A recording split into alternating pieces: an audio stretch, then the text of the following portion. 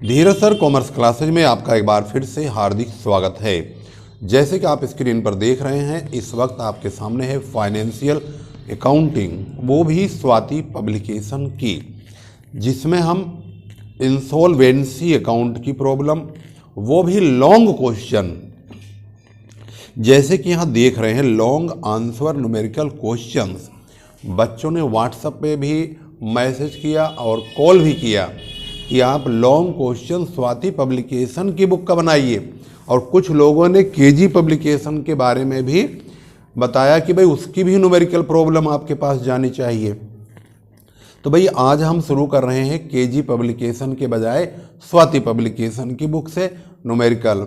अगली वीडियो में हम लॉन्ग क्वेश्चन बनाएंगे केजी पब्लिकेशन की। तो आज वाली बुक में आप देखिए स्वाति पब्लिकेशन की बुक के लॉन्ग क्वेश्चन नंबर 1।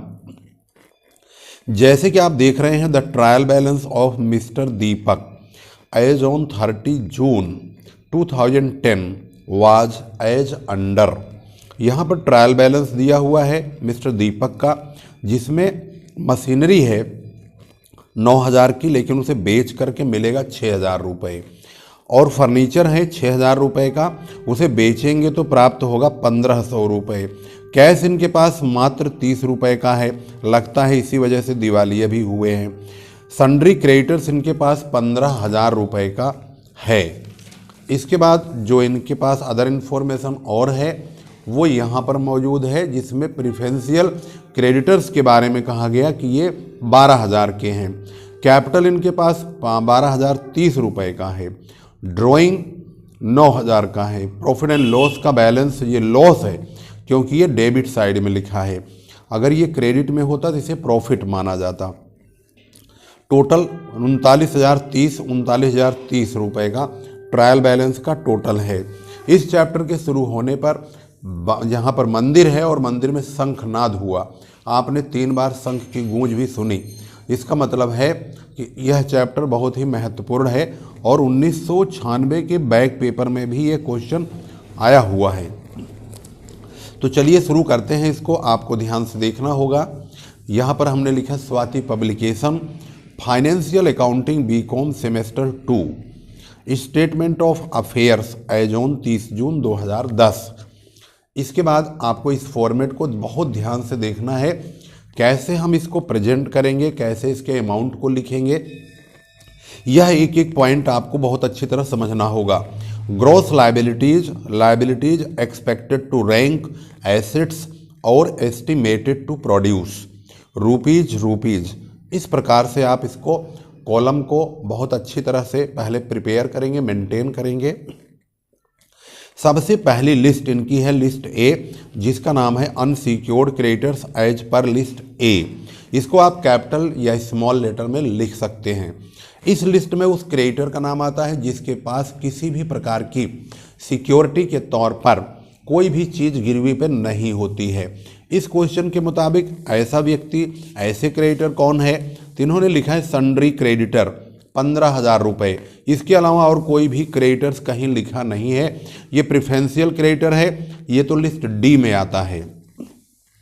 तो हमने यहाँ पर लिस्ट ए में 15,000 रुपये यहाँ लिखा है एक्सपेक्टेड टू रैंक में, और ग्रॉस में भी ये लिखा जाएगा। इसके बाद fully secured creditors as per list B, ये वो क्रेडिटर हैं जिनके पास सिक्योरिटी की वस्तुएं ज़्यादा कीमत की होती, पर ऐसा कुछ इसमें जानकारी दी नहीं गई है, न ही पार्टली के बारे में कुछ कहा गया है। इसके बाद प्रेफरेंशियल क्रेडिटर्स, जो कि आप यहाँ पर देख ही रहे हैं, इन्होंने लिखा हुआ है प्रेफरेंशियल क्रेडिटर 12,000 रुपये के हैं। तो हमने यहाँ पर प्रेफरेंशियल क्रेडिटर्स को 12,000 रुपये लिख दिया है, और इधर ग्रॉस में भी लिख दिया।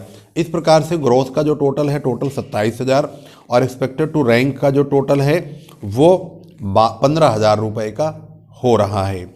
अब हम पहुँचते हैं एसेट्स की ओर। एसेट्स में हमारा सबसे पहले प्रॉपर्टीज एज पर लिस्ट ई, इसी नाम से लिखेंगे। यहाँ पर वो संपत्तियाँ लिखी जाती हैं जो कहीं पर किसी के पास गिरवी पे नहीं रखी हैं। यहाँ पर देखेंगे तो जो हमारी संपत्तियाँ हैं वो ज़्यादा तो नहीं है। मशीनरी है 9,000 की, लेकिन बेचेंगे तो मिलेगा 6,000 रुपये। तो हमने भी ऐसे लिखा 9,000 में 6,000 रुपये एस्टिमेटेड टू प्रोड्यूस में डाल दिया है।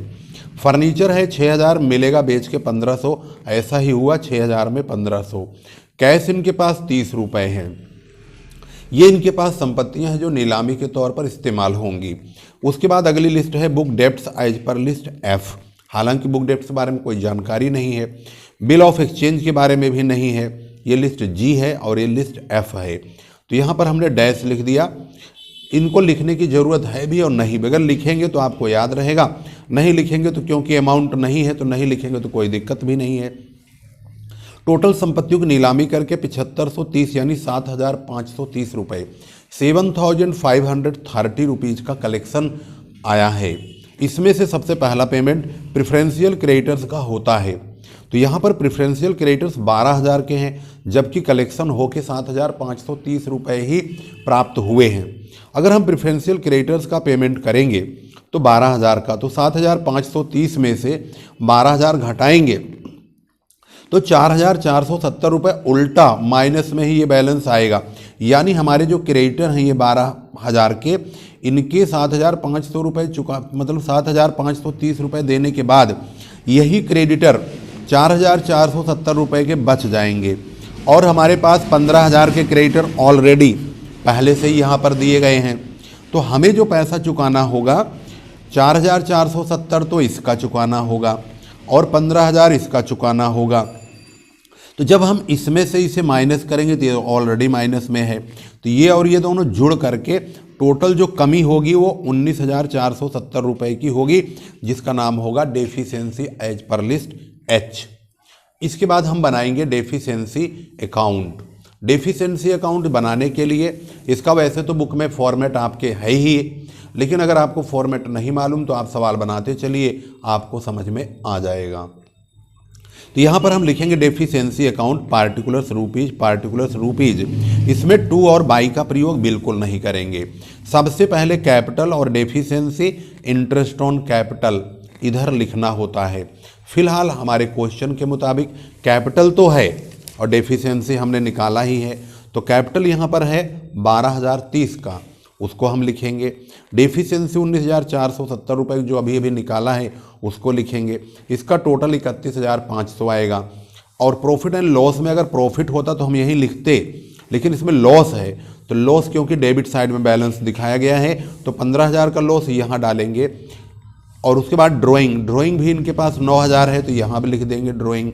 और जो मशीनें हमने बेची है वहाँ से जो लॉस हुआ है 9000 की चीज़, यानी कि 9000 का मशीन 6000 में बेचा गया, तो यहाँ पर देखेंगे तो 3000 का नुकसान हुआ, लॉस ऑन मशीन 3000 रुपये।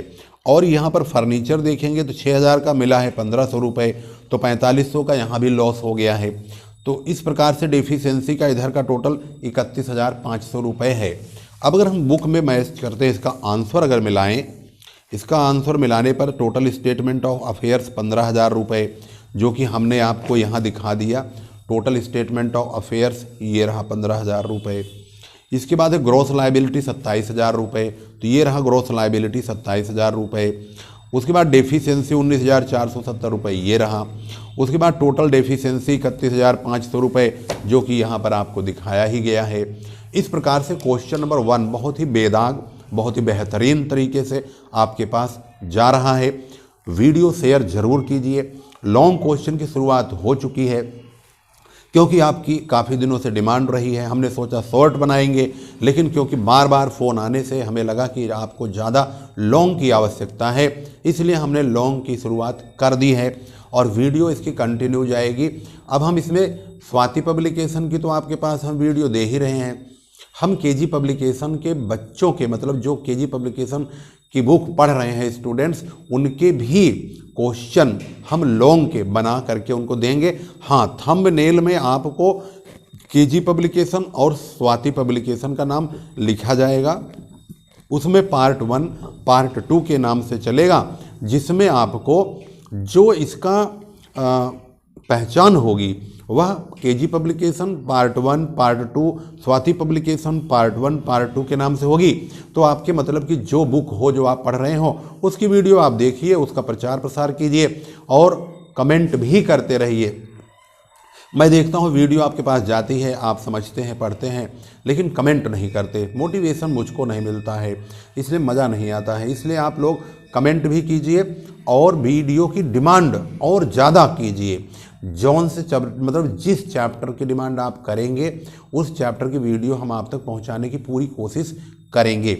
अगली वीडियो में हम लॉन्ग क्वेश्चन के ही केजी पब्लिकेशन की बुक की वीडियो देंगे, उसके बाद फिर स्वाति पब्लिकेशन की देंगे, जिसका भी बुक हमारे पास अवेलेबल रहेगी ऑन द स्पॉट बच्चों से लेकर के हम उसी की वीडियो आपके पास तुरंत देंगे और फास्ट देंगे और जल्दी जल्दी कोशिश कर रहे हैं।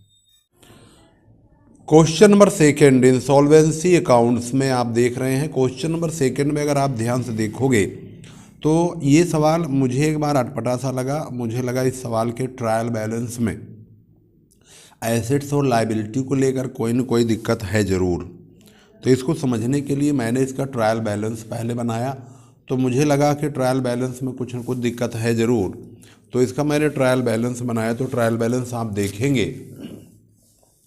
तो यहाँ पर ट्रायल बैलेंस को हमने चेक करा तो हमें पता चला कि यहाँ पर जो इन्फॉर्मेशन दी गई है, अगर आप देखेंगे तो cash 1115, stock 6000, debtors total good 35,000, doubtful 9,000, bad 7500, furniture 2820 है, शेयर 2500 रुपये दिया है, बिल्डिंग 41,000 है जिसमें एक्सपेक्टेड टू रियलाइज 17,500 है, क्रेडिटर्स अनसिक्योर्ड है 69,500 के, creditors secured by the mortgage of building 12,500, preferential creditor है 950। ये हमारी इन्फॉर्मेशन है जिसमें debtors had commenced business on 1 January 2009 with A capital of ₹31,750। His profit for 2 years amounted to ₹20,275 and his drawing were ₹15,000 a year। Business start हुआ है 2 साल पहले, 1 साल का ड्राइंग है 15,000, तो 2 साल का हो जाएगा 30,000।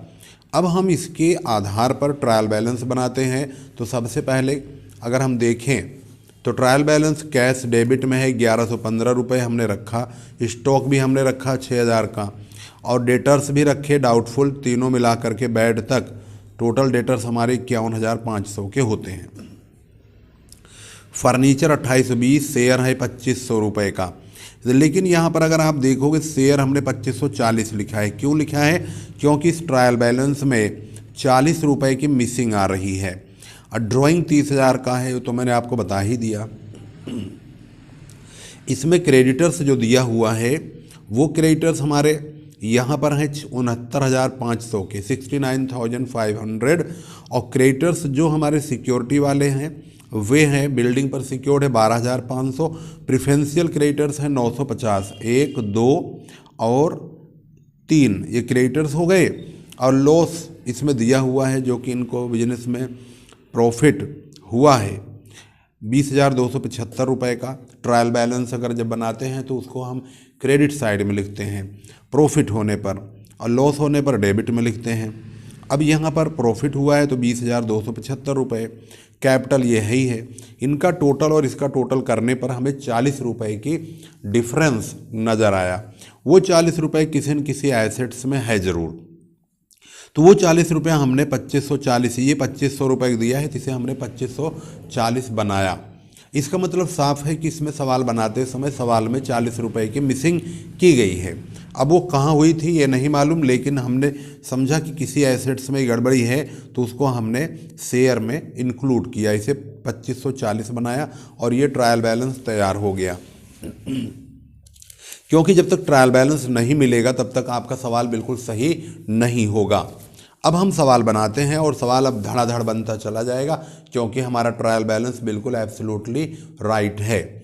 Statement of affairs of mister Mahesh, यहाँ पर जो दिवालिया होने वाला व्यक्ति है वो महेश है और 31 दिसंबर 2010 को वह व्यक्ति दिवालिया हुआ है। इसमें हम सबसे पहले gross liabilities expected to rank assets और एस्टिमेटेड टू प्रोड्यूस, इसका कॉलम बनाएंगे। इसके बाद यहाँ से देखेंगे जो चीज़ें जहाँ जाने वाली हैं उनको वहाँ पर ट्रांसफ़र करते चले जाएंगे। कैश हमारे पास 1115 रुपया है, उसको हम यहाँ लिखेंगे प्रॉपर्टीज एज पर लिस्ट ई में। उसके बाद हमारे पास स्टॉक है 6,000 रुपये का। स्टॉक को बेच करके 2/3 भाग प्राप्त होगा, यानी कि 6,000 का अगर हम 2/3 काटते हैं तो 4,000 रुपये मिलता है। 4,000 रुपये यहाँ लिख देंगे। जो हमारे डेटर्स हैं उसको हम उसमें book debts as per list F में लिखेंगे। यहाँ पर book debts as per list F, और इसमें हम गुड वाले में 35,000 और डाउटफुल वाला जो 9,000 है उसमें रिसीव होगा। वहाँ पर कितना पैसा रिसीव होगा, इन्होंने बोला 1/3। तो जो 9,000 है उसमें से 3,000 रुपये हमें प्राप्त हो जाएंगे। इसके बाद बैड से कुछ नहीं मिलता, बैड को हमने ऐसे ही बैड रख रखा है, यहाँ पर लिख दिया बैड, इसका पैसा कुछ रिसीव नहीं होगा। इसके बाद फर्नीचर 2820 है, तो नीचे बोला फर्नीचर का 1/2 मिलेगा, तो फर्नीचर 2820 है, इसका आधा 1410 रुपये प्राप्त होगा। इसके बाद शेयर है, शेयर जितना दिया है उतना ही प्राप्त होगा, तो शेयर हमने 2540 बना दिया है, तो 2540 लिख दिया जाएगा, उतना ही प्राप्त हो जाएगा। इसके बाद बिल्डिंग है 41,000 रुपये की, मिलेगा 17,500 रुपये, लेकिन आगे जाके उन्होंने कहा कि ये क्रेडिटर है जो कि 12,500 का है, लेकिन उसके पास यही बिल्डिंग क्रेडिटर्स वाली जो ये 12,500 का क्रेडिटर्स है, इस क्रेडिटर के पास यही बिल्डिंग जिसकी कीमत 17,500 है, ये सिक्योरिटी पर रखा गया है। इसका मतलब है कि ये फुली सिक्योर्ड क्रेडिटर है, क्योंकि सिक्योरिटी जो है वो ज़्यादा है, लोन कम है, तो 5,000 रुपये बचेंगे, सरप्लस टू कॉन्ट्रा के नाम से लिखेंगे, यानी इसको हम इस तरफ ले लेंगे बाद में। इसके बाद हम आते हैं, अगली इन्फॉर्मेशन है क्रेडिटर्स जो अनसिक्योर्ड है, यानी इनके पास किसी प्रकार की सिक्योरिटी नहीं है, तो ये unsecured creditors as per list A में डाल देंगे 69,500। इसको ग्रॉस में भी उतना ही लिखेंगे और एक्सपेक्टेड टू रैंक में भी। यहाँ की सारी चीज़ें हो गई। प्रिफरेंशियल क्रेडिटर्स में 950 है, partly secured creditors as per list C नहीं है, preferential creditor as per list D 950 रुपये का है, उसको हम यहाँ और यहाँ लिखेंगे। प्रिफरेंशियल क्रेडिटर कभी भी यहाँ नहीं दिखाया जाता और फुल्ली को भी नहीं दिखाया जाता, क्योंकि फुल्ली का पेमेंट तो यही हो जाता है। पार्टली को दिखाते हैं पर पार्टली इसमें है नहीं। इसके बाद आगे बढ़ते हैं, तो आगे की इन्फॉर्मेशन अब कुछ बची नहीं है, क्योंकि हमने सारी एसेट्स को लिख ही दिया है। अब हम इसका टोटल करेंगे।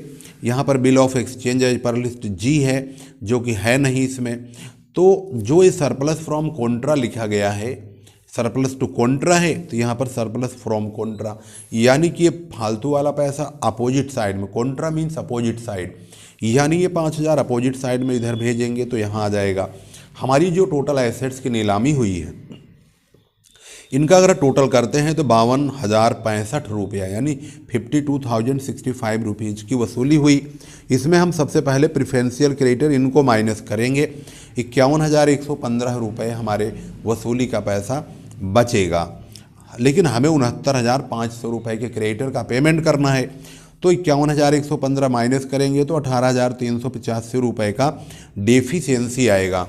अब इस डेफिशिएंसी को अगर बुक से मिलाते हैं और ग्रॉस को, यहाँ पर ग्रॉस तो हमने किया नहीं, टोटल कर देते हैं, टोटल कितना होगा, ग्रॉस का टोटल कर देते हैं, तो ग्रॉस का टोटल आपका 69,500 प्लस 12,500 प्लस 950, इसका टोटल 82,950 रुपये।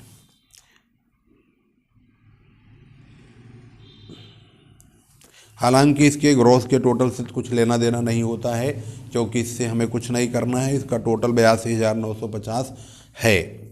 तो इस प्रकार से डेफिशिएंसी 18,335 आई हुई है। यहाँ पर अगर आप देखेंगे तो मिलाते हैं बुक से तो क्या क्या मैच करेंगे इससे।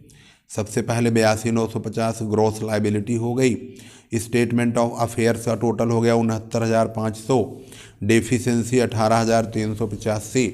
उसके बाद डेफिशिएंसी का टोटल चेक करते हैं, तो डेफिशिएंसी अकाउंट यहाँ बना हुआ है।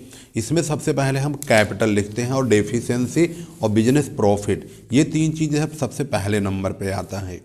तो यहाँ पर देखेंगे तो कैपिटल है 31,750, डेफिशिएंसी 18,385 है, बिजनेस का 2 साल का प्रॉफिट 20,275 रुपये का है।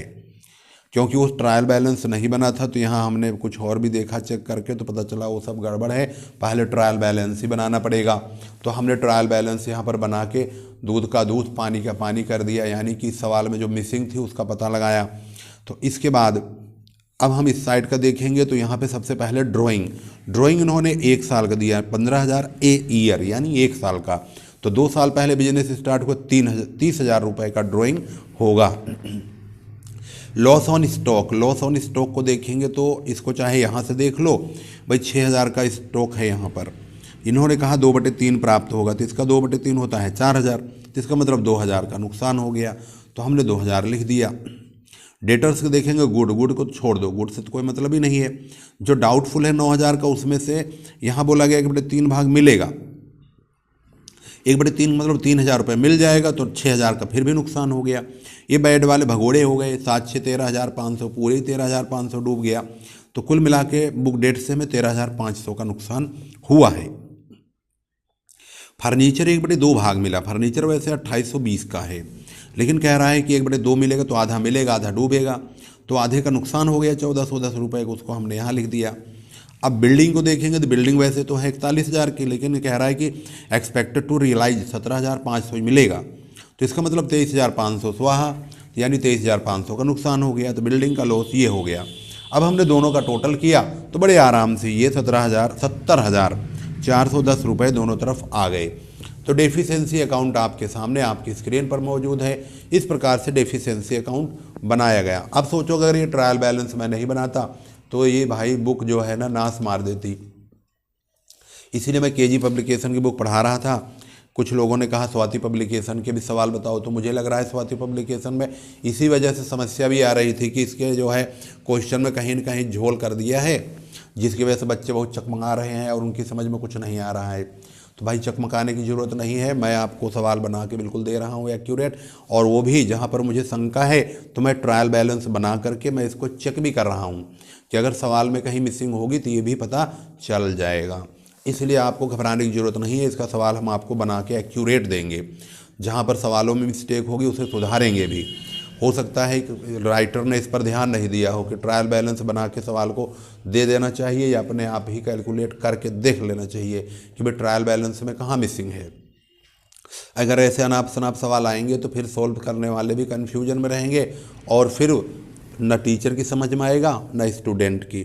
बच्चे एक सवाल के अंदर अगर एक भी पॉइंट मिस हो जाता है, गड़बड़ हो जाता है, तो ये मान के चलिए कि सवाल में टीचर का दिमाग तो ख़राब होता ही होता है, बच्चों का दिमाग उससे ज़्यादा ख़राब हो जाता है। बच्चे सोचते हैं कि इस मास्टर की समझ में कुछ नहीं आया, हमें गलत पढ़ा रहा है, और टीचर की समझ में ये नहीं आएगा कि सवाल में गलती हुई कहाँ से है। उसके दिमाग में ट्रायल बैलेंस बनाने की बात आ गई तो ठीक है, और नहीं आई तो भाई उसकी खोपड़ी ख़राब हो जाएगी। इसलिए आप लोग भी दिमाग ख़राब मत करिए, ट्रायल बैलेंस बना लीजिए। अगर किसी सवाल में अगर आपको दिक्कत हो रही है, नहीं समझ में आ रहा है, तो ये ज़रूर देखिए, कोशिश कीजिए कि अगर उसका ट्रायल बैलेंस बिल्कुल एब्सोल्युटली राइट होगा तो आपका सवाल भी बिल्कुल सब कुछ सही आएगा। अगर ट्रायल बैलेंस में कहीं झोल झाल होगा तो उतने ही अमाउंट का आपके सवाल में मिसिंग आना प्रारंभ हो जाएगा। इसलिए कोशिश कीजिए कि आप ट्रायल बैलेंस बनाएं, लेकिन ट्रायल बैलेंस एकदम से मत बनाओ, पहले सवाल बनाने की कोशिश करो। अगर सवाल सही सलामत बन गया तो ट्रायल बैलेंस में मगजमारी करने की ज़रूरत क्या है। इसलिए पहले सवाल बनाने की कोशिश कीजिए, अगर बन जाए तो सही है, नहीं बने तो ट्रायल बैलेंस बना के ट्राई कीजिए। मिलते हैं अगले सवाल में। इसमें हमने क्वेश्चन नंबर 1, क्वेश्चन नंबर 2 इस वीडियो में दोनों बना दिया है। अगली वीडियो में हम क्वेश्चन नंबर 3, 4 देखेंगे कि एक ही वीडियो में 2-3 प्रश्न और कवर हो जाए तो और अच्छी बात है। इस वीडियो में हमने सोचा था कि 2-3 प्रश्न कवर करेंगे, अब लेकिन धीरे धीरे बढ़ाएंगे। आप लोगों की जो क्षमता है समझने की, बोरियत होने वाली नहीं, समझने वाली, अगर आप समझते रहेंगे तो कोशिश करते रहेंगे, हम और बढ़ाएंगे। 20 मिनट के बजाय 30 मिनट, फिर 40 मिनट, 50 मिनट ऐसे कर देंगे भाई। सवाल की संख्या भी बढ़ा देंगे। वीडियो को शेयर कीजिए और अंत तक जरूर देखिए और कोई भी पॉइंट मिसिंग मत कीजिए। हो सकता है भाई इंसॉल्वेंसी अकाउंट बहुत इंपॉर्टेंट चैप्टर है, अगर इसमें आप ध्यान से देखोगे तो आपका दिमाग खराब हो जाएगा।